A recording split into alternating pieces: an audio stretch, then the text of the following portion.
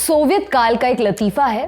एक बार एक जेल में दो कैदी आपस में बात कर रहे थे। एक ने पूछा, तुम्हें क्यों अरेस्ट किया? क्या तुमने कोई राजनीतिक अपराध किया या कोई दूसरी गलती की? दूसरे ने कहा, बेशक मैंने राजनीतिक अपराध किया। मैं एक प्लम्बर हूं। उन्होंने मुझे पार्टी कमेटी के दफ्तर की पाइप ठीक करने के लिए बुलाया था।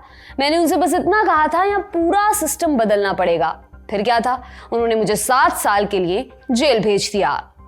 सिस्टम की बात आई है तो आज के शो में हम आपको बताएंगे पाकिस्तान के आर्मी चीफ जनरल बाजवा ने जाते जाते किसकी पोल खोल दी, मलेशिया में प्रधानमंत्री का पेच कैसे सुलझा और ब्राजील में राष्ट्रपति की पार्टी पर अदालत ने करोड़ों का जुर्माना क्यों लगाया। नमस्कार, मेरा नाम दिव्यांशी है और आप लल्लन टॉप का अंतर्राष्ट्रीय प्रसंगों से जुड़ा रोजाना का कार्यक्रम दुनियादारी देख रहे हैं।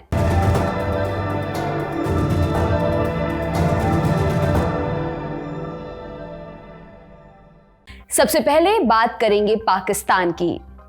इस समय पाकिस्तान की राजनीति में 2 सवाल खूब चर्चा में हैं।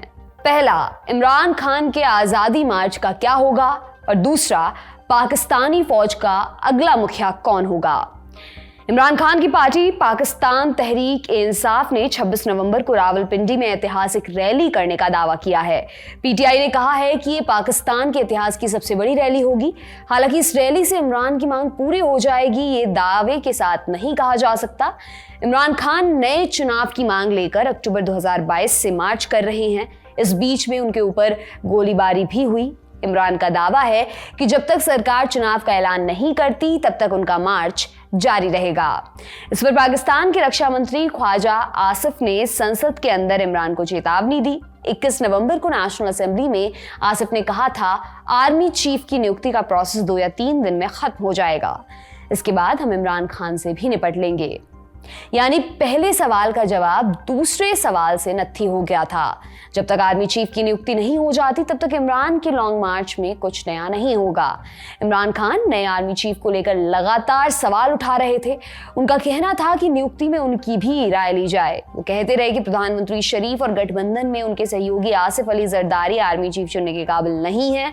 बाद में इमरान ने यू टर्न ले लिया। बोले कि सरकार जिसे चाहे उसे आर्मी की कमान सौंप दे।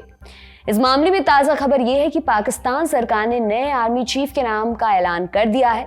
24 नवंबर की सुबह लेफ्टिनेंट जनरल असीम मुनीर के नाम पर मुहर लगा दी गई। इससे पहले रक्षा मंत्रालय ने 6 नामों की लिस्ट पीएम के दफ्तर में भेजी थी। वरीयता के लिहाज से असीम मुनीर का नाम पहले नंबर पर था। प्रधानमंत्री कार्यालय ने एक और नियुक्ति की अनुशंसा की है।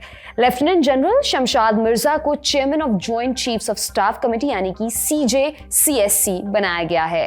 वो नदीम रजा की जगह लेंगे। CJCSC पाक सेना के तीनों अंगों के बीच सामंजस्य बिठाने का काम करते हैं। वो प्रधानमंत्री और नेशनल कमांड अथॉरिटी के मुख्य सैन्य सलाहकार भी होते हैं। कागज पर वो पाक फौज के सबसे बड़े अफसर हैं, लेकिन असली शक्ति आर्मी चीफ के पास होती है। इसी वजह से इस पद पर नियुक्ति को लेकर पेच फंसा हुआ था। अगर सब तय प्रोसेस के हिसाब से चला तो असीम मुनीर 29 नवंबर को मौजूदा आर्मी चीफ जनरल बाजवा की जगह लेंगे। लेकिन अभी धुकधुकी बनी हुई है। क्यों? क्योंकि अभी नाम की अनुशंसा भर हुई है। असीम मुनीर के नाम पर फाइनल कॉल राष्ट्रपति आरिफ अलवी का होगा। उनके अप्रूवल के बिना नियुक्ति नहीं हो सकती है। नामों के ऐलान के बाद रक्षा मंत्री ख्वाजा आसिफ ने मीडिया से बातचीत की। उन्होंने बताया कि चिट्ठी राष्ट्रपति के पास भेज दी गई है। हमें उम्मीद है कि राष्ट्रपति इस नियुक्ति में कोई अड़ंगा नहीं लगाएंगे। ये हमारे मुल्क और हमारी अर्थव्यवस्था को पटरी पर लाने के लिए जरूरी है। शहबाज सरकार के ऐलान के बाद इमरान खान ने क्या कहा, ये भी आपको बताते हैं। इमरान ने कहा कि राष्ट्रपति आरिफ अलवी जिस पार्टी के हैं मैं उसका मुखिया हूं, इसलिए जब चिट्ठी उनके पास पहुंचेगी तब वे मुझसे सलाह मशवरा जरूर करेंगे। पाकिस्तान की न्यूज वेबसाइट डॉन की रिपोर्ट के अनुसार राष्ट्रपति आरिफ अलवी इमरान से मिलने लाहौर पहुंच चुके हैं। इसी साल जून में अलवी पंजाब में गवर्नर की बर्खास्तगी को लेकर शहबाज शरीफ की सरकार से भिड़ चुके हैं। क्या आर्मी चीफ की नियुक्ति पर वैसी ही भिड़ंत होगी? जानकारों की माने तो इसकी संभावना कम है। फिर भी पाकिस्तान का इतिहास अप्रत्याशित कहानियों से भरा रहा है। अगर इसमें एक कहानी और जुड़ती है तो कोई बड़ा आश्चर्य नहीं होगा। अब हम असीम मुनीर के बारे में जान लेते हैं, जो जनरल बाजवा की जगह लेने वाले हैं। Lieutenant general Munir officers training programme के जरिए सेना में आए थे। ट्रेनिंग पूरी होने के बाद उन्हें फ्रंटियर फोर्स रेजिमेंट में तैनात किया गया। मुनीर ने ब्रिगेडियर के तौर पर 10 कोर में काम किया है। उस समय बाजवा 10 कोर के कमांडर हुआ करते थे। मुनीर को बाजवा के करीबी लोगों में गिना जाता है। 2017 की शुरुआत में मुनीर को मिलिट्री इंटेलिजेंस का मुखिया बना दिया गया। फिर अक्टूबर 2018 में उन्हें खुफिया एजेंसी ISI का डायरेक्टर जनरल बनाया गया। हालांकि 8 महीने बाद ही उन्हें ISI से हटा दिया गया।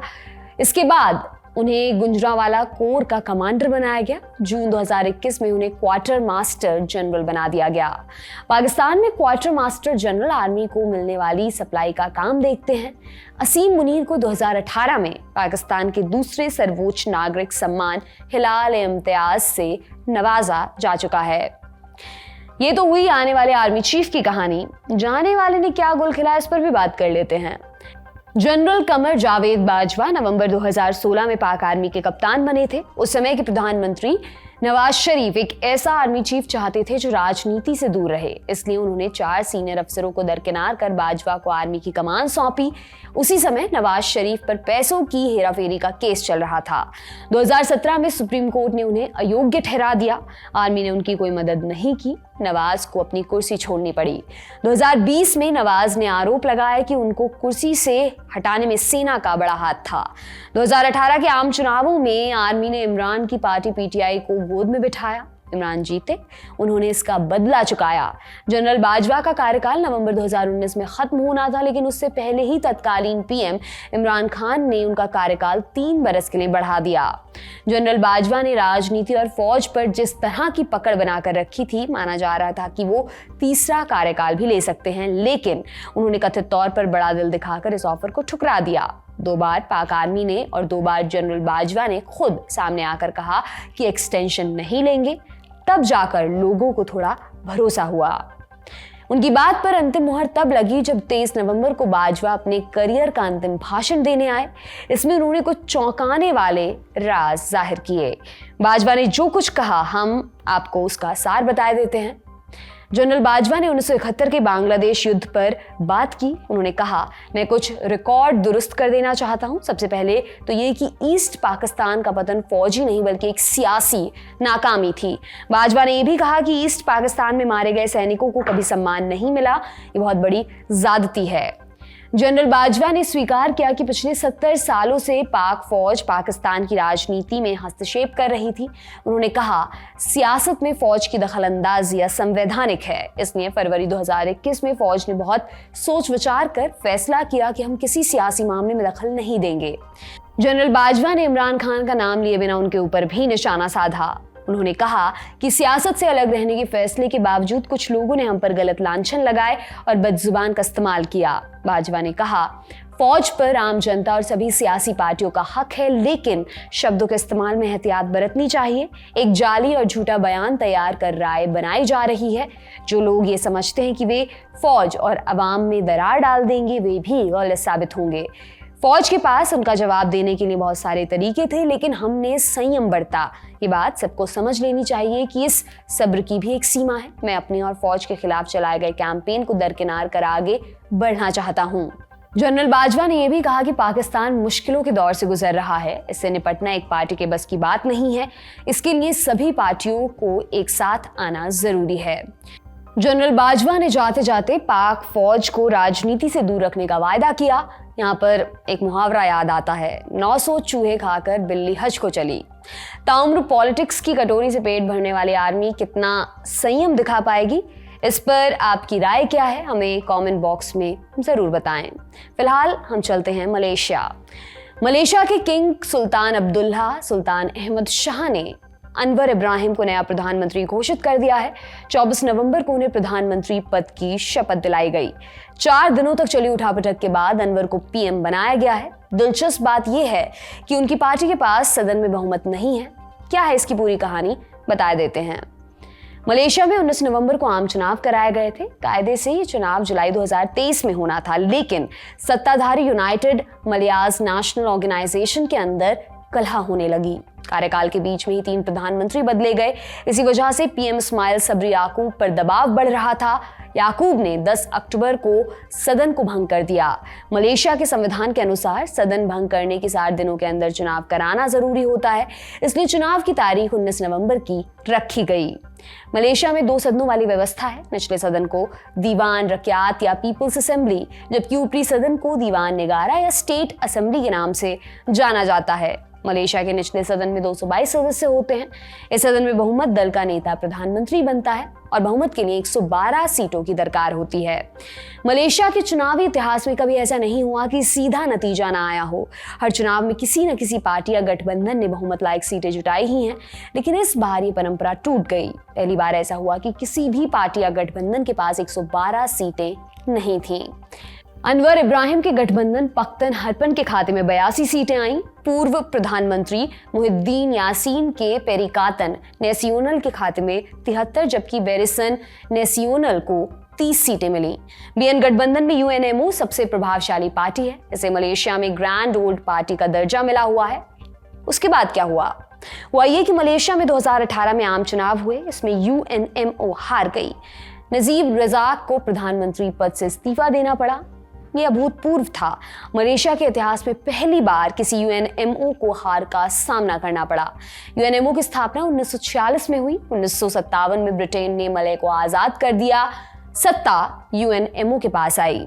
1963 में मलय, सबा, सरावाक और सिंगापुर को मिलाकर मलेशिया बना।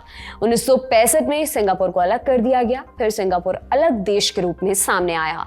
यूएनएमओ ने 1957 से 2018 तक मलेशिया की सत्ता पर राज किया। 61 सालों तक ये परंपरा कायम रही कि मलेशिया का प्रधानमंत्री ही यूएनएमओ का अध्यक्ष होता था। 2018 के चुनाव में यूएनएमओ हार गई। फिर राजनीतिक संकट पैदा हुआ तो पार्टी सत्ता में आ गई। इस बार के चुनाव ने मलेशिया की सबसे पुरानी पार्टी को तीसरे नंबर पर धकेल दिया। ऐसे में 2 गठबंधन सरकार बनाने के लिए सबसे बड़े दावेदार के तौर पर उभरे पीएच और पीएन। दोनों ने दावा किया कि वे छोटी मोटी पार्टियों के साथ संपर्क में हैं, लेकिन किसी की दावेदारी पुख्ता नहीं थी।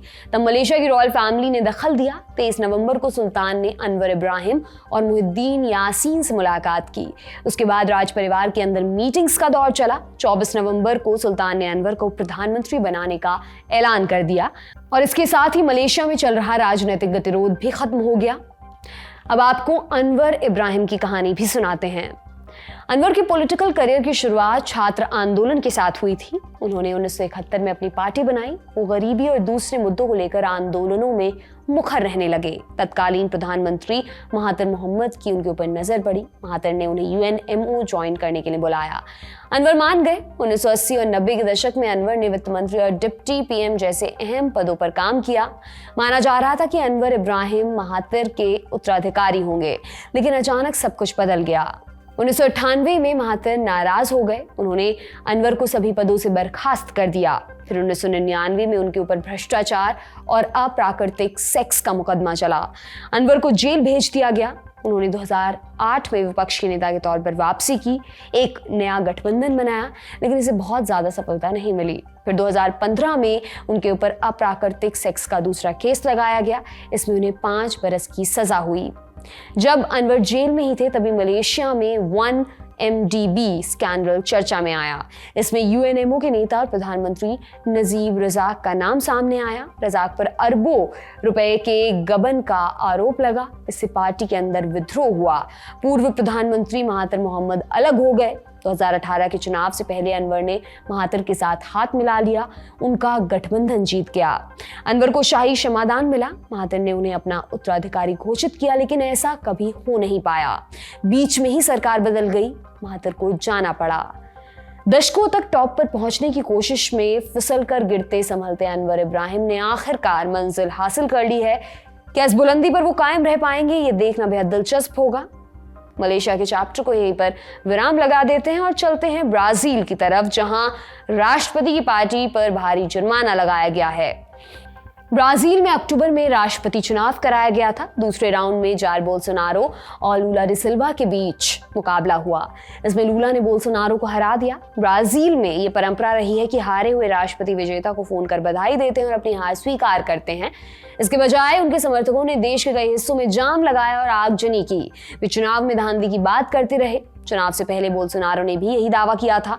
उन्होंने कहा था कि अगर इस चुनाव में मैं हारा तो समझिए कि फ्रॉड हुआ है। बोल्सोनारो ने अभी तक अपनी हार स्वीकार नहीं की है। उन्हें 1 जनवरी 2023 को सत्ता लूला को सौंपनी है। आशंका ये जताई जा रही है कि इसके बीच में वे कोई बड़ा कांड कर सकते हैं। इसकी एक झलक 22 नवंबर को देखने को भी मिली, जब बोल्सोनारो के लिबरल पार्टी के नेता वालेदिमार कोस्टा ने कहा कि ईवीएम में वायरस था, इसी वजह से बोल्सोनारो हारे हैं।